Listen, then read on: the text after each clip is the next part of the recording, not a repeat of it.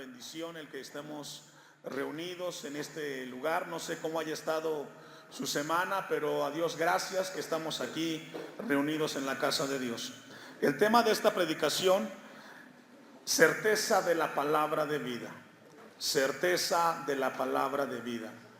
Sabe que en la semana, mientras repasábamos constantemente el tema y nos dimos a la tarea en el Señor de escudriñar esta epístola de Juan, pensaba mucho en este momento, hermanos, en el sentido de cómo Dios hablará a cada uno de nosotros a lo largo de esta epístola, la primera epístola de Juan.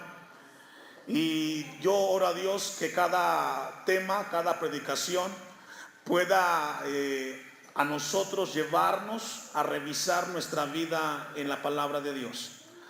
Cada generación ha tenido que luchar contra sus propias corrientes y desafíos.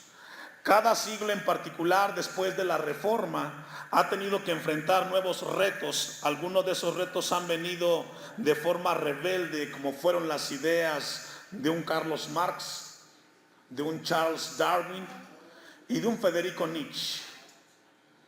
Y otras que han sido camuflajeadas de falsa piedad dentro de las iglesias que muestran aparente santidad. Cuando nosotros revisamos la epístola de Juan, Juan tiene un contexto. Él escribe esta carta estando en Éfeso. Él estaba en Éfeso, él conoció esa obra que Dios realizó en Éfeso a través de la vida de Pablo. Y los historiadores dicen que Pablo se encontraba en ese lugar predicando la palabra de Dios, y se encontró con ciertas circunstancias. Y déjeme darle un poquito de introducción para que tengamos el contexto de esta carta. Deja su apartado ahí en Primera de Juan y vaya conmigo a Hechos capítulo 20, donde el apóstol Pablo, antes de partir a Jerusalén, él tiene una reunión con los ancianos de Éfeso y los llama y les da unos consejos. Hechos capítulo 20, versículo 26. Es el momento en el cual Pablo decide ir a Jerusalén, llevar las ofrendas a los pobres en Jerusalén, y donde antes de partir él reúne a los ancianos de Éfeso y les dice en el versículo 26: por tanto, yo os protesto en el día de hoy que estoy limpio de la sangre de todos.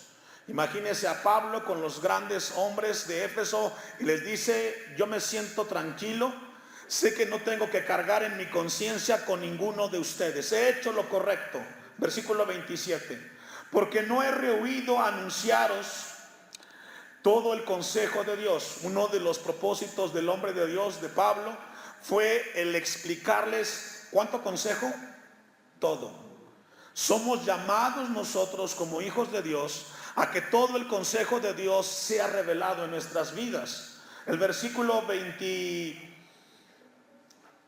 28: por tanto les dice, mirad por vosotros y por todo el rebaño en que el Espíritu Santo os ha puesto por obispos para apacentar la iglesia del Señor, la cual él ganó por su propia sangre. Porque yo sé que después de mi partida entrarán en medio de vosotros, ¿qué? Lobos rapaces. El problema que Pablo enfrentó en el primer siglo en la iglesia primitiva, y particularmente en la iglesia en Éfeso. ¿Se acuerda cuando abordamos el tema de las iglesias en Apocalipsis? Las 7 iglesias, los 7 mensajes. ¿Sabe usted o recuerda cuál fue el pecado que le reprochó Jesús a la iglesia en Éfeso? ¿Se recuerda? ¿Cuál fue? ¿Había dejado qué? Su primer amor. ¿Se recuerda? Debemos de recordarnos eso. Cuando escribe el ángel las palabras al ángel, al pastor de la iglesia en Éfeso, le dice: oh, yo veo tanto trabajo en ti, Éfeso, pero tengo una cosa contra ti, que has dejado tu primer amor. Y entendimos en la palabra de Dios que dejar el primer amor implica aquella emotividad que existía en los efesios por servir a Dios, que se había apagado, y les reprochó haber perdido el primer amor. Y Pablo les escribe en este mensaje a la iglesia en Éfeso que tuvieran cuidado, porque dentro de ellos mismos habrían hombres vestidos de apariencia de cristianos, pero que no serían cristianos. Dice el versículo 29, entrarían entre vosotros lobos rapaces que no perdonarán al rebaño, y de vosotros mismos se levantarán hombres que hablen cosas perversas para arrastrar tras sí, ¿a quiénes? A los discípulos. Sabe que el mensaje a la iglesia o a las iglesias, porque el mensaje de la iglesia que escribe el apóstol Juan es a todas las iglesias que están en Asia Menor, incluyendo Éfeso. No fue en particular para una iglesia, fue para un grupo de iglesias que estaban experimentando en el primer siglo la comodidad y el confort después del mensaje de Cristo. El problema que Juan visualizó de parte de Dios o tuvo que discernir no fue un ataque, no fue una persecución. Regularmente, si revisamos la historia, la iglesia ha sido perseguida. Y cuando la iglesia es perseguida pasa algo. ¿Qué pasa? Se hace fuerte, ven de dónde viene el ataque y luchan, buscan de Dios. El problema que Juan, en el contexto que estamos leyendo en Hechos 20, estaba discerniendo en esas iglesias de Asia Menor, no era la persecución, era la seducción. ¿Era qué, hermanos? Una cosa es la persecución, una cosa es que la gente de afuera venga y quiera atacar la iglesia del Señor, y otra cosa es que dentro de la iglesia se levanten hombres, mujeres con apariencia de hijos de Dios y comienzan a seducir a los hermanos en Cristo. ¿Sabe que el problema que tenemos hoy nosotros en el siglo XXI no es un problema de persecución? Es un problema de seducción, donde el mundo comienza a seducir al cristiano y le coquetea y le dice: no es tan importante que vayas al templo, ve de vez en cuando. Hoy no sabe la iglesia cristiana en el siglo XXI cómo enfrentar la seducción que tiene el mundo hacia la iglesia, porque nos parecemos tanto al mundo. Si logra ver hoy, por ejemplo, cuestiones de evangelio en la televisión, ve un concierto cristiano y uno que no lo es, ¿cuál es la diferencia? Los dos tienen luces, en los dos saltan y brincan, en los dos la gente explaya y brota la emoción en su máxima expresión. ¿Dónde está la diferencia entre un evento y otro? No se logra distinguir. ¿Por qué? Porque se parece tanto la iglesia al mundo. El mundo cobra por un evento y la iglesia también cobra por un evento. ¿Sabe que ayer precisamente estábamos en un evento que me conmocionó en lo personal? Nunca me ha pasado esto, yo lo había observado. Estuvimos predicando en una boda y dentro de la concurrencia en la congregación, iglesia cristiana, ¿sabe cuántas de la gente que estaba ahí llevaba una Biblia? Un 5%. Y eso a mí me hace reflexionar. Un cristiano sin Biblia, ¿qué significa, hermanos?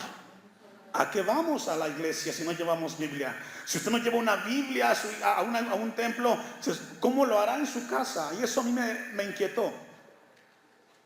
Yo siempre he pedido que cada uno en este lugar traiga su Biblia, de la manera como usted quiera, pero traiga una Biblia. El apóstol Juan logra identificar que hay un problema en la iglesia en general, y él comienza a revisar de parte de Dios dos puntos en ese mensaje. Vamos a revisar esta mañana, con la ayuda de Dios, a manera de introducción, el primer versículo, que es el preámbulo o la portada de la epístola a Juan. Pero hay dos cosas que vamos a revisar, y una de ellas es la verdad y otra es el amor. Cuando usted comienza a revisar la epístola de Juan, vamos a regresar a ella, el capítulo 1, versículo 1 en adelante. Juan comienza a hablar de la verdad, pero cuando Juan comienza a hablar de la verdad, hace un alto y habla del amor. Se detiene después en el amor y vuelve a retomar el tema de la verdad. ¿Por qué? Juan comienza a hablar del amor ágape en aquellos hermanos, particularmente el capítulo 3. ¿Por qué Juan nos habla del amor entre hermanos como un solo tema, hermanos? Juan estaba consciente que el amor de Dios tiene que venir acompañado de la verdad de Dios. ¿Escuchó eso? Repito, el amor de Dios tiene que venir acompañado de la verdad de Dios. No podemos separar la verdad de Dios del amor de Dios. Número 2, cuando el hombre es engañado por Satanás, el adversario, él comienza a mirar el amor de Dios y dice, a veces somos muy justos, somos a veces muy fuertes. Cuando usted entra en ese nivel, usted quiere separar la verdad del amor. El amor y la verdad nunca están divorciados, y es lo que vamos a ver en la epístola de Juan. La columna vertebral del amor que Dios nos habla en la primera carta de Juan tiene que ver con la verdad. Porque en la iglesia que tenía en mente Juan, encontró dos grupos o dos temas importantes dentro de la iglesia. Uno era el legalismo y otro era lo gnóstico. ¿Qué es lo gnóstico? El gnosticismo fue una corriente que le tocó enfrentar a Juan en su tiempo y tiene que ver con una filosofía y con una manera de pensar en la cual dice que el espíritu es bueno y la materia es mala. Por lo tanto, no tenemos que frenar al cuerpo, hay que darle al cuerpo lo que pida, porque no hay problema. Y usted dice, ¿y eso qué tiene que ver con la iglesia el día de hoy? Tiene muchísimo que ver en nuestro tiempo. ¿Por qué? Porque hay gente dentro de las iglesias que dice, hermano, yo no tengo nada de malo con los demás, pero tu vida no refleja eso. Y eso es lo que tiene o que aborda la epístola de Juan, y vamos a verlo esta mañana con la ayuda de nuestro Dios. Vamos a ir ahí mismo en la epístola de Juan, el capítulo 1, versículo 6, cómo Juan comienza a hablar del tema de la verdad y nunca lo separa del amor. Y el amor nunca lo separa de la verdad. El versículo 6, si decimos que tenemos comunión con Él y no practicamos la verdad, si decimos que tenemos comunión con Él y andamos en tinieblas, ¿qué dice, hermanos? Mentimos y no practicamos la verdad. Es decir, había un punto de vista en la iglesia que Juan tenía en mente, particularmente en Éfeso, pero en toda Asia Menor, donde la gente decía, mira, yo amo a mis hermanos a mi manera. Y no es a tu manera como tú vas a amar a tu hermano, es como Dios establece que debes de amar a tu hermano.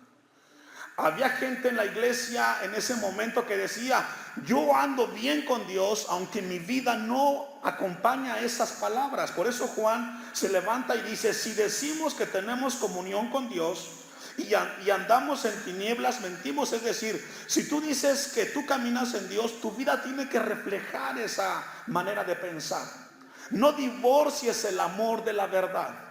Eso es muy peligroso, que era lo que estaba pasando en la iglesia del primer siglo. Hay algo muy importante, el amor, hermanos, separado de la verdad es muy engañoso. Y eso es lo que estamos experimentando el día de hoy, donde se pide y se exige dentro de las iglesias el amor sobre la verdad de Dios. Y es ahí donde no sabemos cómo nosotros discernir y cómo enfrentarlo. Versículo 7. Pero, hay un pero.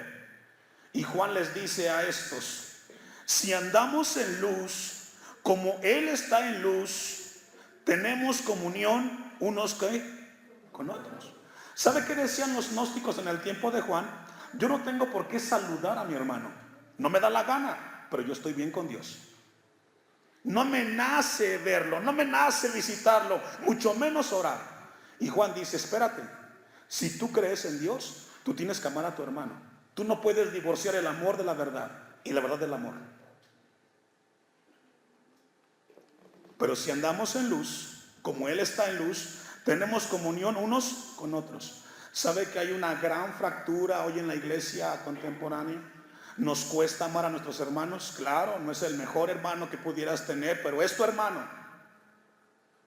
No es el ideal, no te cae bien, pero es tu hermano. Y Dios te dice, si tú me amas a mí, ama a tu hermano. Porque si tú que no me ves a mí, dices que me amas, ¿cómo puedes amar a aquel que tiene, no amar al que tienes enfrente? Dice el texto, tenemos comunión unos con otros y la sangre de Jesucristo, su Hijo, nos limpia de todo pecado. Versículo 8. Si decimos que no tenemos pecado, ¿qué dice? Nos engañamos a nosotros mismos. Yo en un culto de los martes compartí a la iglesia. Todos en este lugar fallamos a Dios, ¿cierto o no? Nadie es perfecto. Yo no logro entender cómo que llegue un cristiano a un templo y no tenga el tiempo para estar a cuentas con Dios. Yo no logro entender hijos de Dios que lleguen a un santuario, a un recinto como estos, y lleguen y se sienten y esperen solamente que inicie el culto. Si tú eres un hijo de Dios, tú sabes que tienes que estar a cuentas con Dios y que llegas a este lugar para poner tu vida en paz con el Señor. Yo no concibo, hermanos. No concibo que lleguemos aquí y solamente nos sentemos. Cada vez que entremos a un lugar como este, debe de haber en nuestra vida un temor y decir, Señor, en algo he pensado, algo he hecho mal, quiero estar en paz contigo, perdóname. Y lo que dice Juan a este grupo de personas, si decimos que no hemos pecado, porque cuando te pones a orar es porque quizás estás bien. Versículo 9. Si confesamos nuestros pecados, Él es fiel y justo para perdonar nuestros pecados y limpiarnos de toda maldad. ¿Cuándo Dios perdona nuestros pecados, hermanos? Siempre y cuando, ¿qué? Los confesemos. Si tú no confiesas tu pecado, tú no esperes que Dios te perdone. ¿Sabe que el perdón va acompañado de una acción? Es decir, si yo soy una persona que agrado a mi esposa y la golpeo y la insulto y Dios me dice, ¿sabes qué? Tú le pegaste, te vi. Dios te dice, ¿sabes qué? Ve y perdona, ve y pide perdón. Si yo le pido perdón a mi esposa, ¿qué tengo que hacer después de eso? No volver a hacerlo. Si yo pido perdón y sigo haciendo lo mismo, fue un perdón que no fue completo. Versículo 10. Si decimos que no hemos pecado, le hacemos a Él mentiroso y su palabra no está en nosotros. Es un mensaje que Juan deja a la iglesia y que esta mañana Dios quiere que revisemos nuestras vidas y darnos cuenta, hermanos, que no podemos vivir en la vida cristiana engañándonos, pensando que estamos bien cuando no estamos bien. Ahí mismo, el capítulo 2, adelante. Es solamente de manera general. Juan está visualizando a aquellos que se llaman cristianos. Capítulo 2, versículo 7. Juan comienza a hablarlos de un tema importante que los gnósticos decían, no tenemos que amar a nuestros hermanos, porque yo los amo interiormente, no importa cómo me porte hacia ellos. Versículo 7. Hermanos, le está hablando a los cristianos, no os escribo mandamiento nuevo, sino el mandamiento antiguo que habéis tenido desde el principio. Este mandamiento antiguo es la palabra que habéis oído desde el principio. En la reflexión nuestro hermano hablaba de algo muy importante que la Biblia enseña. Cada vez que tú sabes algo de Dios, tenemos la responsabilidad de ponerlo en práctica. Si no lo hacemos, manifestamos incredulidad, rechazo. Aunque no lo digas, tu acción muestra eso. Sin embargo, dice Juan, os escribo, versículo 8, un nuevo mandamiento que es verdadero en Él y en vosotros, porque las tinieblas van pasando y la luz verdadera ya alumbra. Habla una transición, un cambio de tinieblas a un cambio de luz. El que dice que está en luz, ¿me ayuda a leer?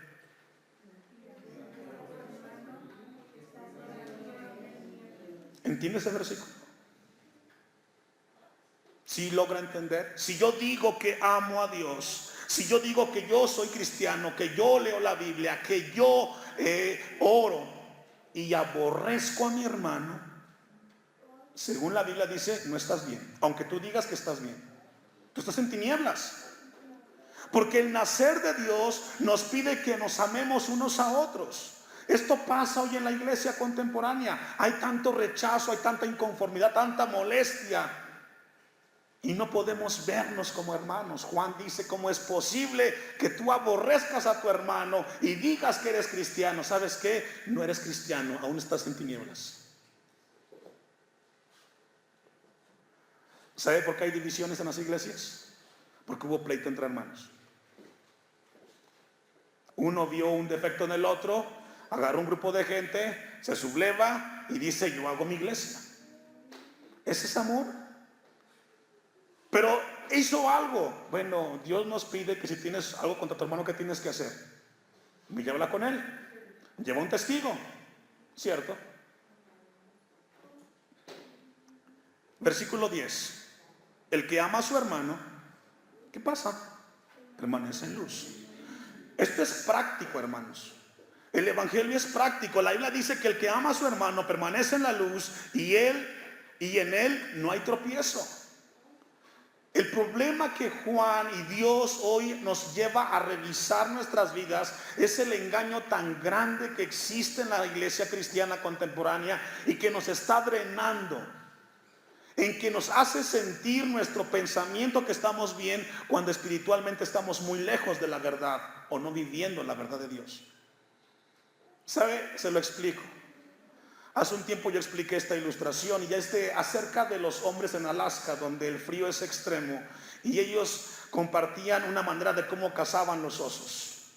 Ellos buscaban una lanza larga y le ponían un cuchillo en la punta.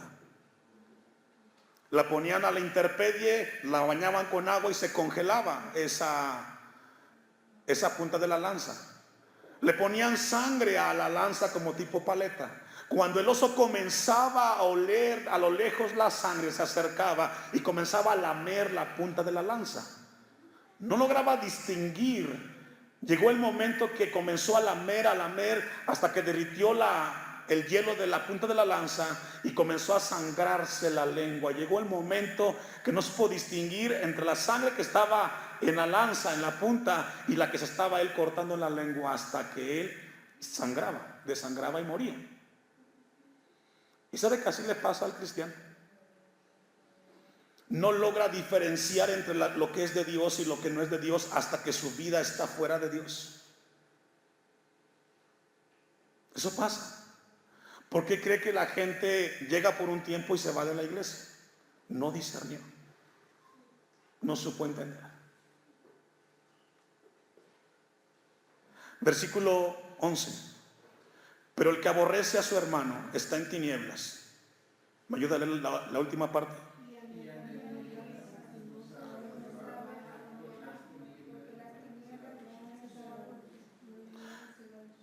Esto es profundo, hermanos. Pero el que aborrece a su hermano está en tinieblas, punto. Si tú no amas a tu hermano, estás en tinieblas. ¿Quién lo dice? Dios en su palabra. ¿Estés de acuerdo o no estés de acuerdo? Es una verdad bíblica. Y anda en tinieblas. No solo anda y no sabe a dónde va, aunque esté en un templo. El problema hoy de las iglesias contemporáneas o contemporáneas es de que en algunos lugares hay mucha gente, pero ¿sabe qué? No sabe a dónde va, porque su vida no refleja eso. Porque las tinieblas le han cegado los ojos. Ahora, Juan tiene 3 propósitos en este capítulo. En Juan tiene 3 propósitos. El primer propósito que Juan tiene en mente cuando escribe esta carta es de que debe de haber gozo, debe de haber un deleite en seguir a Dios. En Juan capítulo 1 versículo 4, Juan dice: estas cosas os escribimos para que vuestro gozo, ¿qué dice? Sea cumplido. Es decir, no debe de ser pesado el cristianismo en el cristiano, para la redundancia. El segundo principio es que debe de haber santidad. ¿Qué debe de haber, hermanos? Yo he tenido muchas diferencias con algunos pastores por la manera como visualizo las cosas. Yo siempre le he dicho: si usted me gusta invitar a su iglesia a predicar, le invito a que escuche las predicaciones que compartimos en Timilpan. Ahí está el canal, escúchelas. Si después usted de escuchar qué es lo que predicamos y cómo lo predicamos me invita, con todo gusto. ¿Sabe qué pasa, hermanos? Un 5% me llama y los demás no. Cuidamos mucho la santidad. No podemos vivir una vida desenfrenada dentro del templo. Dice en 2 de Juan capítulo 2 versículo 1: hijitos míos, estas cosas os escribo para que no pequéis. Y si alguno hubiere pecado, abogado tenemos para con el Padre, a Jesucristo. Es decir, El texto nos dice, si en algún momento fallas, ¿qué tenemos que hacer? Ir a Dios a través de Cristo, porque tenemos un abogado. Pero ¿sabes qué? El hecho de que pecaste no significa que sigues pecando. No, hay un arrepentimiento. Ve a Cristo, arrepiéntete y vive en santidad. Tercer propósito, que está en 1 de Juan 5:13. Hay una garantía. No solamente Dios nos llama a vivir en gozo, en santidad, pero tener una seguridad. Dice 1 de Juan 5:13, estas cosas os he escrito a vosotros, ¿que qué? Que creéis en el nombre del Hijo de Dios, para que sepáis que tenemos, ¿qué tenemos? Es lo que Dios nos dio. Usted tiene una garantía, usted es un hijo de Dios, pero ¿sabe qué? Viva con gozo, viva en santidad y tenga seguridad de que usted estará delante de Dios en Cristo Jesús. Siempre y cuando tu vida muestre un cambio. Concluye el texto. Para que sepáis que tenéis vida eterna, para que creáis en el nombre del Hijo de Dios. Pablo está escribiendo a los cristianos en ese primer siglo que pudieran tener gozo, santidad y una garantía de la vida eterna. 3 beneficios que vamos a encontrar en esta epístola de Juan: gozo, santidad y la garantía que es la vida eterna, hermanos. Usted no viene aquí a perder el tiempo, ¿verdad? Usted viene aquí a alimentarse de Dios y a tener la certeza que cada día que tú vengas aquí vas a aprender algo nuevo de Dios que te lleva a ese caminar en el Señor.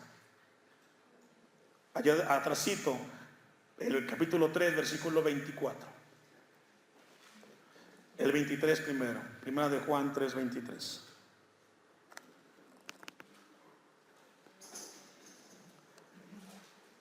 Dice Juan, y este es su mandamiento, que creamos en el nombre de su Hijo Jesucristo y nos amemos unos a otros.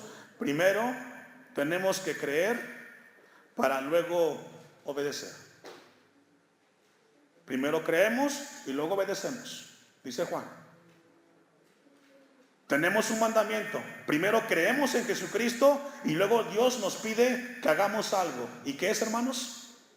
Amarnos unos a los otros.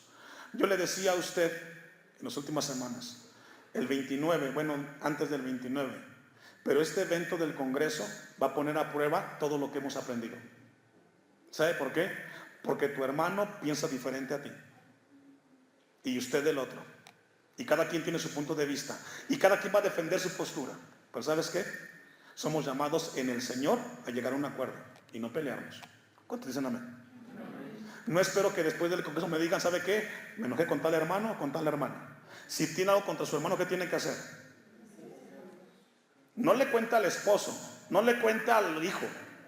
¿Qué tiene que hacer? Vaya con su hermano y dígale, me parece que aquí no estamos de acuerdo, hermano, no estoy con usted contento en este aspecto, pero ¿cómo le hacemos para arreglar este asunto? Eso se llama madurez. ¿Y quién lo va a hacer, hermano?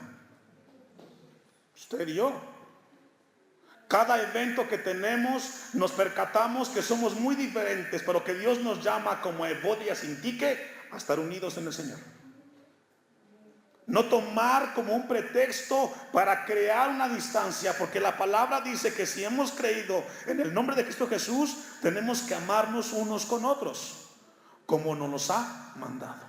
Versículo 24. Y el que guarda sus mandamientos permanece en Dios y Dios en él. Y en esto sabemos que Él permanece en nosotros por el Espíritu que nos ha dado. Es decir, cuando creemos en Jesús, Él nos llama a obedecer, hermanos. Una iglesia fuerte en el Señor es cuando aprende a obedecer. Ahora, ¿por qué Juan logra compartir todo esto? ¿Y qué tiene que ver con nosotros en el siglo XXI? Todo, hermanos.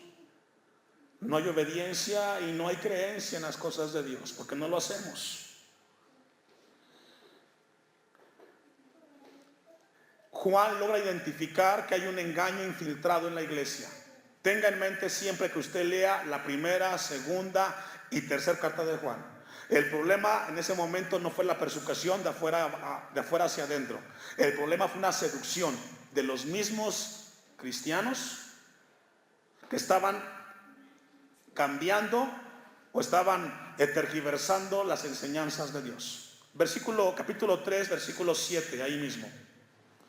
Había falsos engañadores, había gente que estaba infiltrada en la iglesia, como lo sigue estando hoy, que tienen una verdad distorsionada, que no es la verdad de Dios. Y Juan les dice: hijitos, nadie os engañe. ¿Qué es lo que pide, hermanos? Que nadie nos engañe. Es más, hasta póngase, yo siempre he dicho a usted, escriba lo que predica el pastor. Y cuando usted llega a su casa, revise la predicación, los textos, y si yo estoy mal, venga conmigo, tendré la humildad de reconocer si estoy mal y corregir. La palabra nos llama a que nadie nos engañe. El que hace justicia es justo como Él es justo. El que practica el pecado es del diablo, porque el diablo peca desde el principio. Para esto apareció el Hijo de Dios. ¿Para qué? Es lo que tenemos en Cristo Jesús. Pero Juan les pide a los creyentes en el primer siglo: no se dejen engañar. ¿Cuánta gente no es engañada el día de hoy? Mucha gente que va detrás de Jesús está siendo engañada.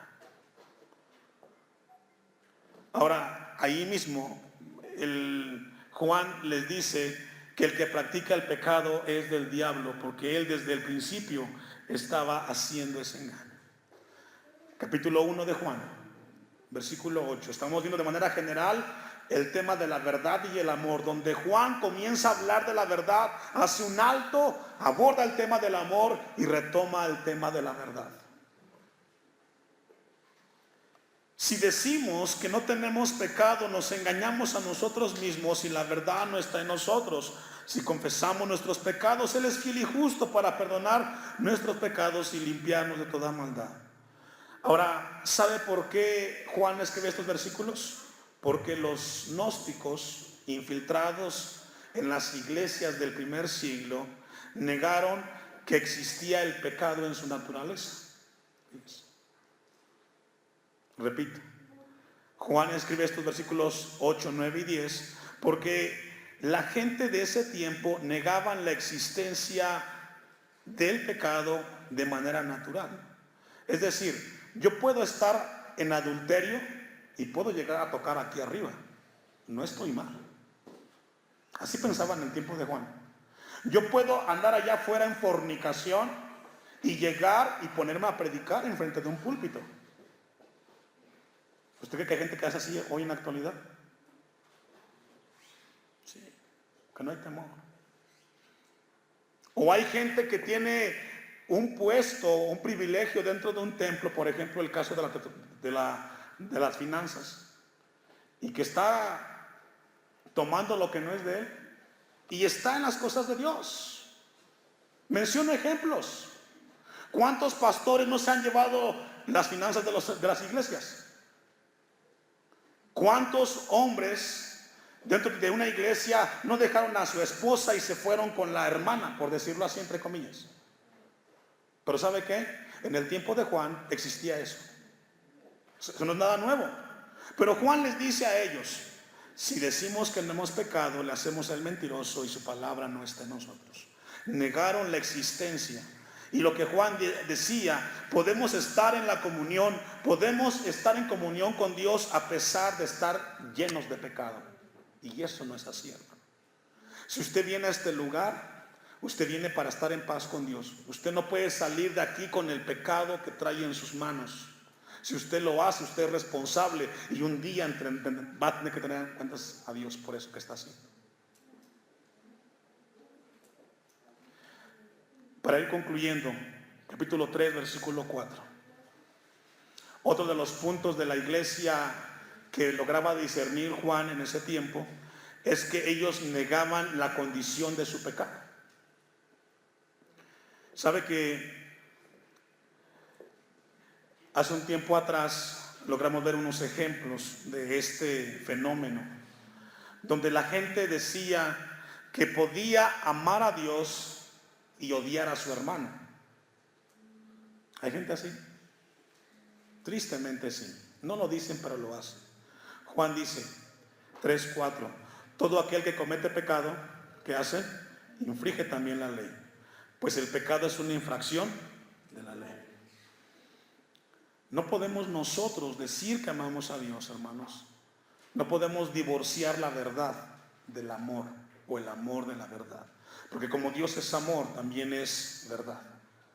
Y Dios quiere que a lo largo de esta epístola, cada uno en este lugar, podamos llegar a diferenciar y tener mucho cuidado. Vamos a concluir. Primera de Juan 4:20.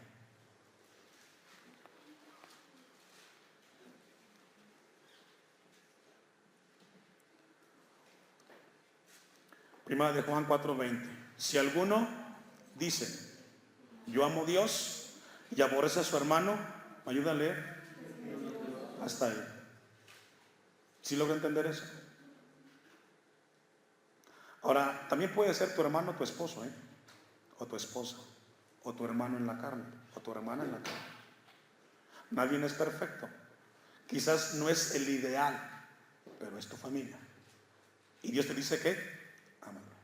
No puedes venir aquí a un templo a arrodillarte, a cantar, a levantar tus manos y estar airado con tu hermano. Estás mal. Piensas que nadie lo sabe, Dios lo sabe. Por eso Dios hoy nos llama a todos a cuentas, que estemos a cuentas con Él. Yo amo a Dios y aborrece a su hermano, es mentiroso. Pues el que no ama a su hermano, a quien ha visto, ¿cómo puede amar a Dios quien no ha visto?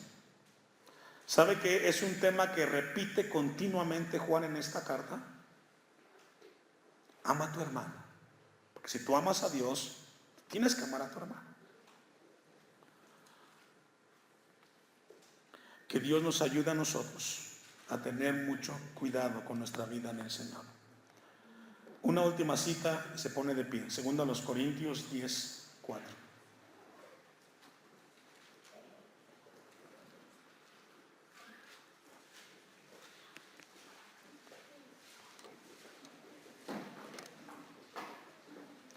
Porque las armas de nuestra milicia no son carnales, sino poderosas en Dios para la destrucción de fortalezas, derribando, ¿qué, hermanos? Argumentos y toda altivez que se levanta contra el conocimiento de Dios. Cada uno tiene su argumento para su postura, cada uno. Pero ¿sabe qué? Al final prevalece la verdad de Dios.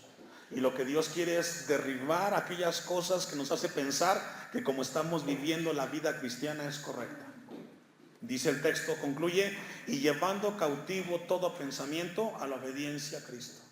No quiero convencerte, Dios no quiere convencerte. Dios quiere que te des cuenta que como estás viviendo, tiene que ver un amor a Dios.